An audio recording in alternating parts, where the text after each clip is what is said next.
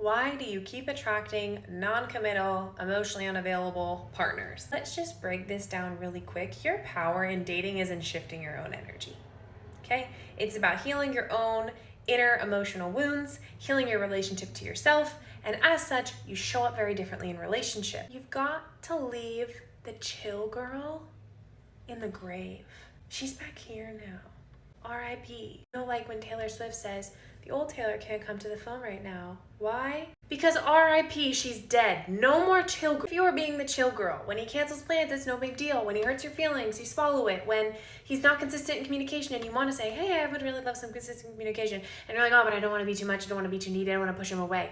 That's being the chill girl. I love you so much. There are real reasons. I know I'm being facetious about this. The reason we shapeshift into the chill girl is because we were taught to earn love our entire life. I can't even get my words out. It's just blah, blah, blah, blah, blah.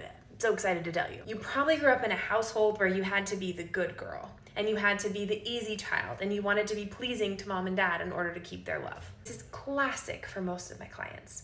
And most of my clients are high achieving, successful women, okay? But here's what's happening when you're being the chill girl.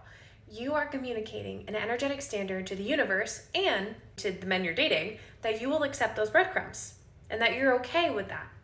Even though it hurts, you're not making a different choice because you get what you tolerate, not what you ask for. Can we just say that again, just one more time? You get what you tolerate, not what you ask for. What you ask for is an idea. I want this. I want commitment. I want someone who pursues me. Great.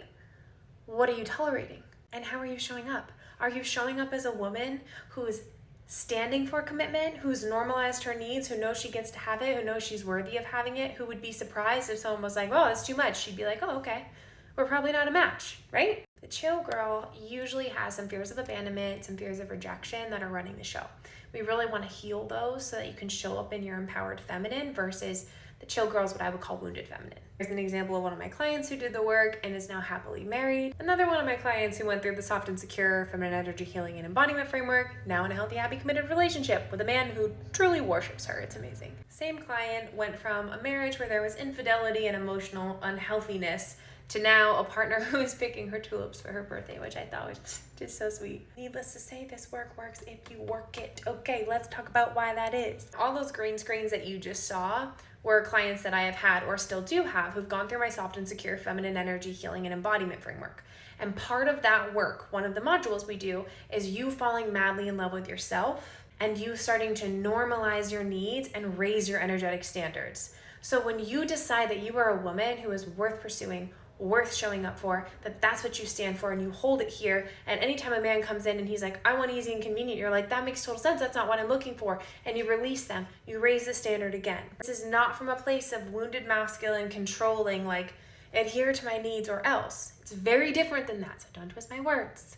Little TikTok trolls. We're not putting men on the chopping block. We're not projecting past resentment from men onto current new partners. What we are doing is getting clear on what we need in order to keep our hearts open, normalizing it.